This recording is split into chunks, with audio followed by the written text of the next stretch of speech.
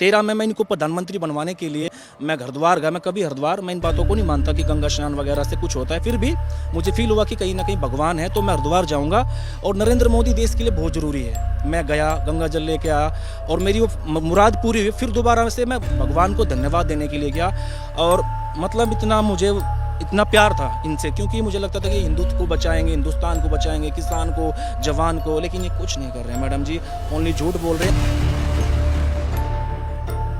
जज्बाती हुए और भावनाओं में बह के हम सब लोग जो है अपने ही जो किसान नेता थे चौधरी अजीत सिंह, इनको भी हमने हराया।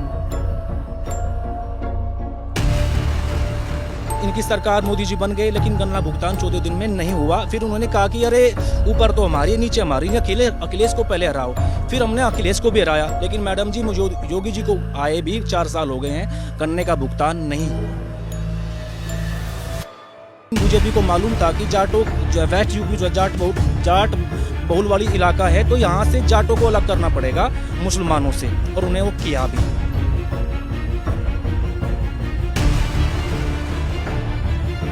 बनारस गए कि ना तो मुझे किसी ने भेजा है, ना मैं यहाँ आया हूँ, मुझे तो गंगा मैया ने बुलाया। तो ये जुमलों के सुपरस्टार है मैडम जी। आज भी मैंने बहुत बड़ा पोस्टर है मेरे गांव में, मेरा गांव सबगा है, छपरोली क्षेत्र बागपत में। मैंने आज भी बहुत बड़ा पोस्टर मोदी जी का अपनी दीवार पे लगा के रखा है। एक तरफ सनी देओल जी है, बीच में भारत माता और नरेंद्र मोदी जी है।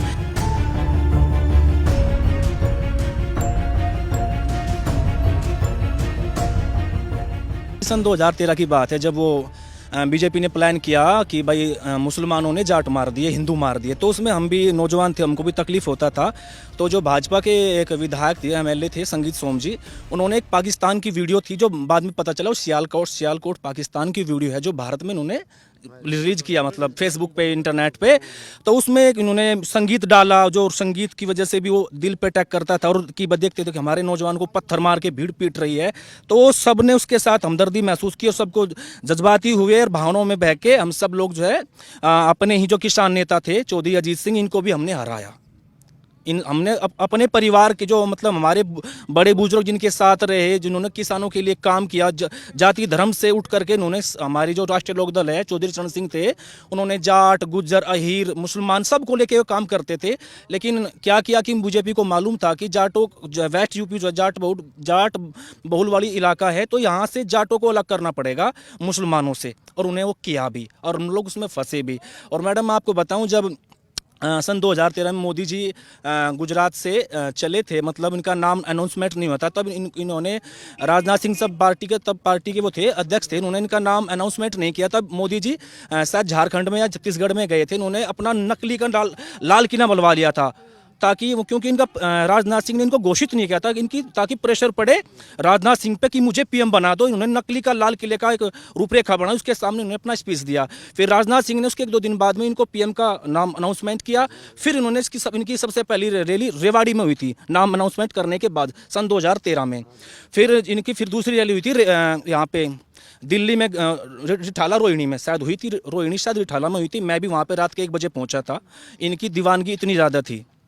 और आपको पता है जुमलों के बहुत बड़े हैं कि वहाँ पे उस टाइम नवजोत सिंह सिद्धू तब इसमें कांग्रेस पार्टी में थे, तो उन्होंने कहा था, मुझे आज भी याद है सिद्धू की ने, कि जो मनमोहन सिंह जी कि ना तो सरदार है ना सरदार है। और मोदी जी कहते हैं देखो अब तो इंद्रदेव की भी आप पे रहम हो गया, बारिश हो गई। मतलब ये जुमले छोड़ देते हैं, जैसे ये बोलते हैं कि जब गंगा में बनारस गए कि ना तो मुझे किसी ने भेजा है, ना मैं यहाँ आया हूँ, मुझे तो गंगा मैया ने बुलाया। तो ये जुमलों के सुपरस्टार है। जैसे इन्होंने एक नारा बनाया, जय भाजपा तय भाजपा। ये बताइए क्या बदल गया? अब आप पहले इतने बड़े फैन थे कि आप यहाँ से बाकायदा सफर करके गए इतना दूर, फिर अब क्या बदल गया? मैडम जी बात यह है कि देखो, इन्होंने कहा कि हम किसानों का भुगतान, मुझे आज भी याद है मेरठ की विजय शंखनाद रैली थी, मैं भी उसमें गया था सन 2014 में, जब मोदी जी ने रैली की, विजय शंखनाद रैली थी मेरठ, मैं उसमें गया था। उन्होंने कहा था कि यहाँ पे गन्ना किसानों को भुगतान नहीं मिलता, हमारे गुजरात में तो नगद पेमेंट होता है।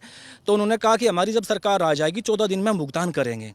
तो इनकी सरकार मोदी जी बन गए, लेकिन गन्ना भुगतान 14 दिन में नहीं हुआ। फिर उन्होंने कहा कि अरे ऊपर तो हमारी, नीचे हमारी, अखिलेश को पहले हराओ। फिर हमने अखिलेश को भी हराया, लेकिन मैडम जी मुझे योगी जी को आए भी 4 साल हो गए हैं, गन्ने का भुगतान नहीं हुआ। और मैडम जी यहाँ तक कि गन्ने पे पर्ची पे जो है ना अब की बार मूल्य भी नहीं है। ये नहीं पता कि ये शायद 280 भी दे सकते हैं, 285 भी। मतलब ये ऐसी सरकार है मैडम। सिर्फ आप ऐसे हैं जिनका दिल बदला है, मन बदला है, और भी बहुत से लोग? नहीं मैडम जी देखो, कहीं ना कहीं मुझे 1% आज भी उम्मीद है कि मोदी जी कहीं ना कहीं सुधर सकते हैं। क्योंकि देखो मैं मानता हूं कि चुनाव लड़ने के लिए इन्होंने अंबानी से और अडानी से पैसा लिया है। और मैडम जी आपको पता है, जिससे कोई पैसा लेता है लेकिन वो वापस तो लेता ही है ना। तो इतना पैसा 14 में इन्होंने अंबानी से पैसा लिया, 19 में पैसा लिया, अब इनको देना तो पड़ेगा ना। तो इनके पास देने के लिए तो कुछ नहीं है, तो किसानों की जमीन सौंपना चाहते हैं। तो मैडम जी मैं आपको बताना चाहता हूँ, मुझे फिर भी मुझे लगता है जैसे हमारे प्रधानमंत्री है, कहीं ना कहीं वो अभी भी जो है दबाव में है, क्योंकि पैसा लिया है। तो मेरा अभी भी विश्वास है। तो इसलिए मैडम जी आज भी मैंने बहुत बड़ा पोस्टर है मेरे गांव में, मेरा गांव सबगा है, छपरोली क्षेत्र बागपत में। मैंने आज भी बहुत बड़ा पोस्टर मोदी जी का अपनी दीवार पे लगा के रखा है। एक तरफ सनी देओल जी है, बीच में भारत माता, और नरेंद्र मोदी जी है। कहीं ना कहीं आज भी 1% आशा है मैडम जी। मैं बताऊं 13 में मैं इनको प्रधानमंत्री बनवाने के लिए मैं हरिद्वार गया। मैं कभी हरिद्वार, मैं इन बातों को नहीं मानता कि गंगा स्नान वगैरह से कुछ होता है, फिर भी मुझे फील हुआ कि कहीं ना कहीं भगवान है, तो मैं हरिद्वार जाऊंगा। और नरेंद्र मोदी देश के लिए बहुत ज़रूरी है। मैं गया, गंगा जल लेके आया, और मेरी वो मुराद पूरी हुई। फिर दोबारा से मैं भगवान को धन्यवाद देने के लिए गया। और मतलब इतना प्यार था इनसे, क्योंकि मुझे लगता था कि हिंदुत्व को बचाएंगे, हिंदुस्तान को बचाएंगे, किसान को, जवान को, लेकिन ये कुछ नहीं कर रहे हैं मैडम जी, ओनली झूठ बोल रहे हैं। अब तो इनकी हद देखो मैडम यहाँ तक पहुँच गई है कि जो ये कहते थे कि इनके, आपको बताऊँ मैडम जी, गुजरात से एक संत आते थे, स्वामी दयानंद सरस्वती। वो हमको कहते थे कि जाट तो देवता है। स्वामी दयानंद सरस्वती, टंकारा गुजरात में पड़ता है। वो कहते थे यहाँ के लोगों को कि जाट तो देवता है। और आज इनके संघ वाले और बीजेपी वाले क्या कह रहे हैं कि जाट के पूर्वज तो पाकिस्तानी है। ये तो सदैव से ही पाकिस्तानी है और मुसलमान है, और जो आज़ादी के बाद भारत में बच गए थे ये हिंदू जाट बन गए। ये कह रहे हैं कि सब इन जाटों के खिलाफ खड़े हो जाओ, इनके खिलाफ लड़ो। जय श्री राम। जय श्री राम हमसे अलग है मैडम। हिंदू धर्म को बचाने में क्या जाटों का, सिखों का, राजपूतों का योगदान नहीं है मैडम जी? अगर जाट इतने ही देशद्रोही है तो बॉर्डर पे जाट रेजिमेंट का काम क्या है? अगर सिख इतने ही देशद्रोही है तो सिख रेजिमेंट का बॉर्डर पे काम क्या है? इनके भरोसे बॉर्डर की रखवाली क्यों छोड़ रखी है फिर मोदी जी ने? गौरव, ये बताइए कि ये जो इंटरनेशनल सपोर्ट मिल रहा है, आपने बताया आप सोशल मीडिया पे एक्टिव हैं, आप देखते हैं कि रियाना ने ट्वीट किया और बाकी बहुत सारे लोगों ने भी किया, इसको यहाँ गाँव में लोग जानते हैं इस बात? जी हाँ, सब लोग जानते हैं, क्योंकि सोशल मीडिया पे सब लोग एक्टिव है और सब लोग इस बारे में जानते हैं कि भाई हिंदुस्तान से बाहर भी लोग भारत के बारे में जान रहे हैं और हमारे प्रति सहानुभूति दर्ज करवा रहे हैं अपनी। लेकिन बड़े दुख की बात है कि देश जिनको सुपरस्टार बना कंगना रनौत, वो किसानों को आतंकवादी कहते हैं। मैं ये जानना चाहता हूँ, अगर किसान आतंकवादी है, दिल्ली के चारों तरफ इतने लाख आतंकवादी है कि दिल्ली फिर भी सुरक्षित है। कई लाख आतंकवादी दिल्ली फिर भी सुरक्षित है, कहीं भी देखने को नहीं मिलेगा।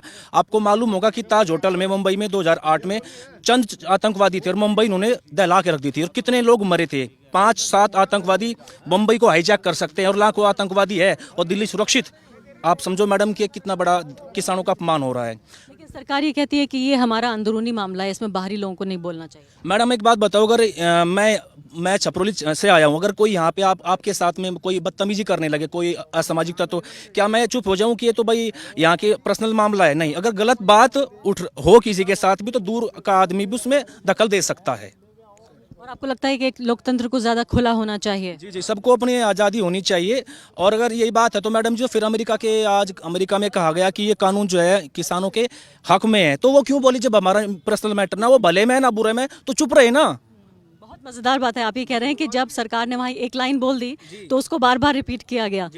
लेकिन क्या ये लगता है आपको कि सिर्फ कुछ किसानों का मामला है कि भाई पंजाब के, हरियाणा के, थोड़े से यूपी के किसान भी आ गए? नहीं मैडम, देखो इसमें ये बात सच है कि इसमें पंजाब के किसानों ने अहम भूमिका निभाई। पंजाब से हरियाणा में, या हरियाणा से यूपी में, राजस्थान में, मध्य प्रदेश में, महाराष्ट्र में, कर्नाटक में, मतलब कुल मिला के सभी जगह है। लेकिन क्या है कि मोदी सरकार ने कोरोना के नाम पर देश की ट्रेन बंद करके रखी है, कोरोना के नाम पे। लेकिन मैडम आपको एक बात बताऊं, ये इसलिए ट्रेन बंद कर रहे हैं क्योंकि लोग यहाँ पे दिल्ली ना पहुंच जाए।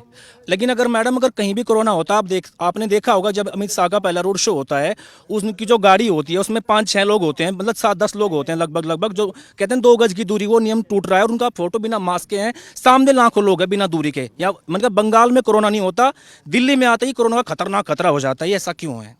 द वायर के और वीडियोस देखने के लिए सब्सक्राइब करें और बेल आइकन पर क्लिक करें। स्वतंत्र पत्रकारिता की आर्थिक मदद करने के लिए डिस्क्रिप्शन में दिए गए लिंक पर जाएं और अपनी राशि चुनें।